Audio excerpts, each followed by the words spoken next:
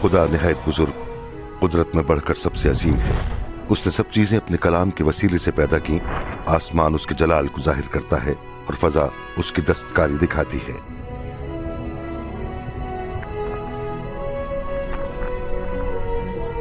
खुदा की पैदा की हुई हर एक चीज अच्छी थी।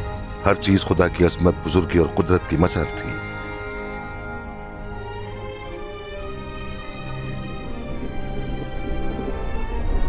खुदावंद खुदा ने मुख्तलिफ अक़साम के पौधे और हैवानात पैदा किए।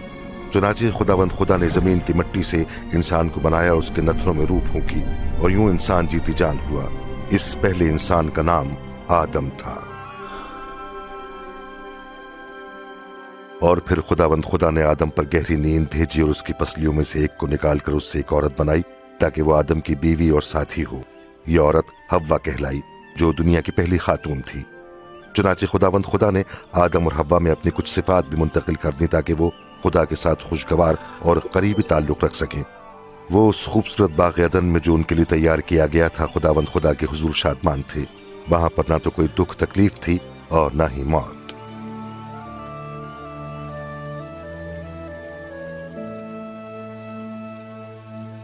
खुदावंद खुदा ने आदम को हुक्म दिया कि तू बाग के हर दरख्त का फल खा सकता है, मां सिवाय एक के। अगर तूने उस ममनुआ दरख्त का फल खाया तो मर जाओगे। लेकिन एक दिन शैतान के वरगलाने पर हव्वा ने फल तोड़ा और खाया और अपने शौहर आदम को दिया, और उसने भी खाया। उन्होंने ऐसा किया क्योंकि उन्होंने खुदा की बात से ज्यादा शैतान की बात को तरजीह दी। इस फेल की वजह से उनका रिश्ता खुदावंद खुदा के साथ कायम न रहा, क्योंकि खुदा पाक है, इसलिए गुनहगार उसके हुजूर ठहर नहीं सकता। तब खुदावंद खुदा ने आदम और हव्वा को बाग़ अदन से निकाल दिया। उन्होंने खुदा की हुक्मदूरी की थी, इसलिए उन्हें शर्मिंदगी का सामना करना पड़ा। इसके नतीजे में आदम और हव्वा और उनकी नस्ल ने दुख और मौत की सजा पाई। मेहरबान और रहीम खुदावंद खुदा ये मंसूबा रखता था कि किस तरह बनी आदम के साथ रफाकत को बहाल करना है, ताकि वो हमेशा उसकी बादशाही में रहे।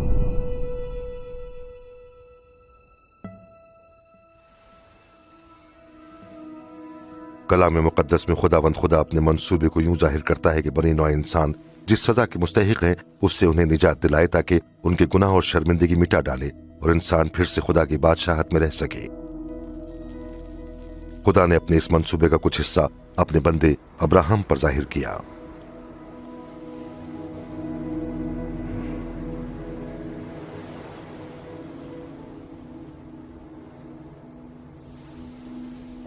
अब्राहम ने खुदा पर भरोसा किया और उसकी ताजीम की। खुदावंद खुदा ने अब्राहम को बरकत बख्शने और उसके वसीले से अक़वाम आलम को बरकत देने का वादा किया। खुदावंद खुदा ने यह भी वादा किया कि मैं तेरी नस्ल को बढ़ाते बढ़ाते समंदर के किनारे की रेत और आसमान के तारों की मानंद कर दूंगा। अब्राहम खुदा पर ईमान लाया, जिसकी वजह से खुदा ने उसे अपने नेक बंदों में शामिल कर लिया।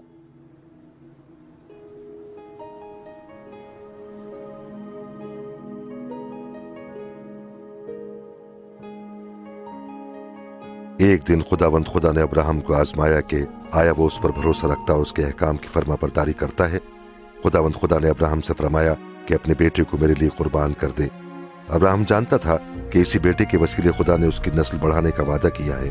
तब भी अब्राहम ने खुदा पर भरोसा किया और उसकी फरमा बरदारी की, इसलिए वो अपने बेटे को खुदावंद खुदा के लिए कुर्बान करने को तैयार हो गया।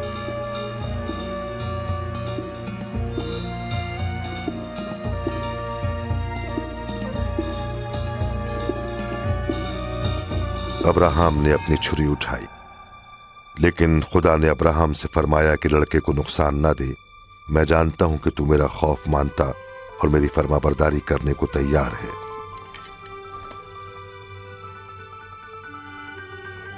फिर अब्राहम ने निगाह की और अपने नजदीक एक मेंढा देखा जिसके सींग झाड़ी में अटके थे। तब अब्राहम ने उस मेंढे को लिया जो खुदा ने मुहैया किया था और उसे अपने बेटे के बदले खुदा के हुजूर कुर्बान कर दिया। जब खुदाए रहीम और करीम ने अब्राहम के बेटे के एवज मेंढा कुर्बान होने के लिए मुहैया किया, तो उसने इंसानों के लिए अपनी अजीम मोहब्बत अब्राहम पर जाहिर की, ताकि बताए कि उसकी मोहब्बत वैसी ही है जैसी एक अच्छा बाप अपने बेटे से करता है। इस वाक़े के जरिए खुदा ने जाहिर किया कि उसने बनी नौ इंसान के गुनाहों के लिए एक ही कुर्बानी का इंतजाम कर रखा है। खुदावंद करीम ने कलाम मुकद्दस में जाहिर किया कि वो एक बेगुनाह शख्स को बनी आदम के गुनाहों के एवज मौत का वारा करने भेजेगा, ताकि वो बनी आदम के गुनाह और शर्मिंदगी दूर करे। वो इस अजीम कुर्बानी से ईमान लाने वालों के लिए खुदा से रफाकत का दरवाजा खोल देगा ताकि वो हमेशा खुदा की कुर्बत में रहें।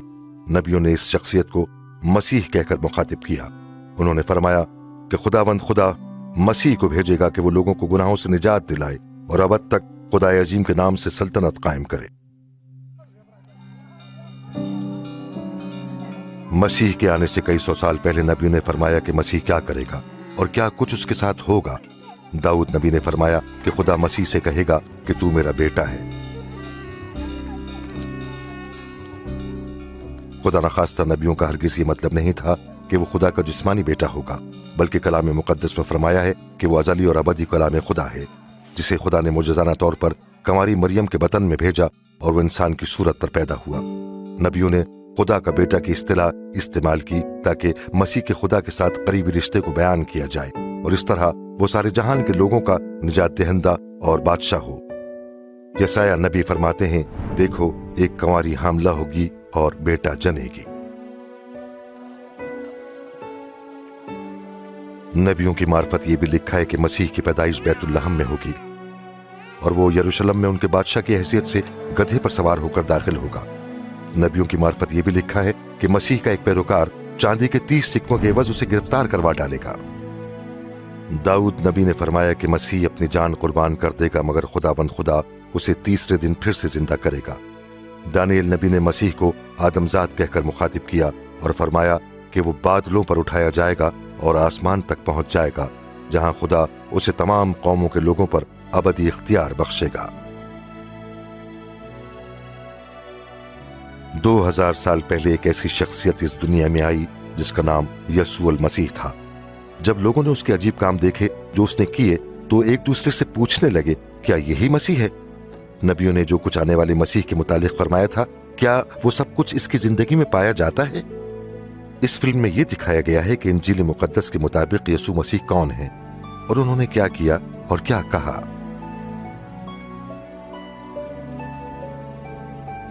इस फिल्म में एक शख्स यसू का किरदार अदा करता है। यूं तो कोई भी ऐसा करने के लायक नहीं, लेकिन ये फिल्म इसलिए बनाई गई है कि लोग यसू के मुतालिक जान सकें, सीख सकें और बरकत हासिल कर सकें जिनका वादा कादिर मुतलक खुदा ने किया है।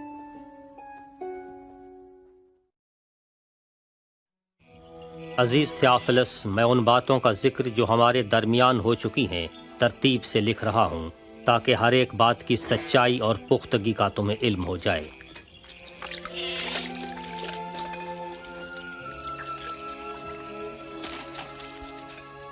उन दिनों में जब कैसर अगस्तस रोम का हाकिम था और हेरोदिस यहूदिया का बादशाह, खुदा ने जिब्राइल फरिश्ते को नासरत के शहर की एक कुआरी के पास भेजा जिसका नाम मरियम था।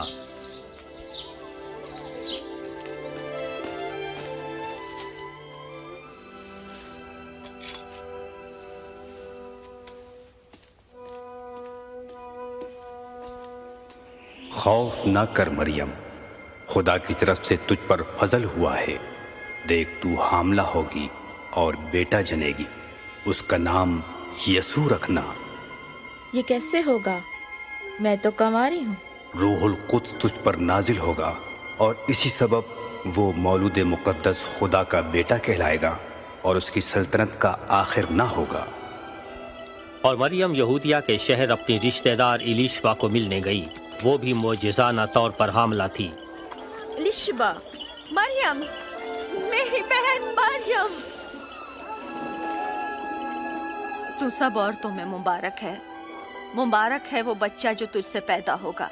जो ही मैंने तुम्हारे सलाम की आवाज सुनी, बच्चा मारे खुशी के पेट में उछल पड़ा। मेरी जान खुदावंद की बड़ाई करती है और मेरी रूह मेरे मुनज्जी खुदा से खुश हुई। अब से लेकर हर जमाने के लोग मुझे मुबारक कहेंगे।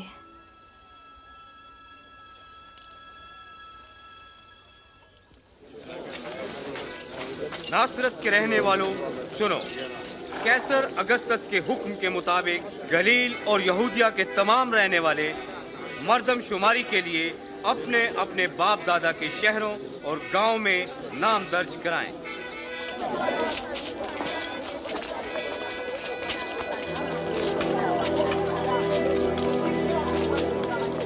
مریم یہودیہ کے بیت لحم میں اپنے منگیتر یوسف کے ہمراہ نام درج کروانے گئی۔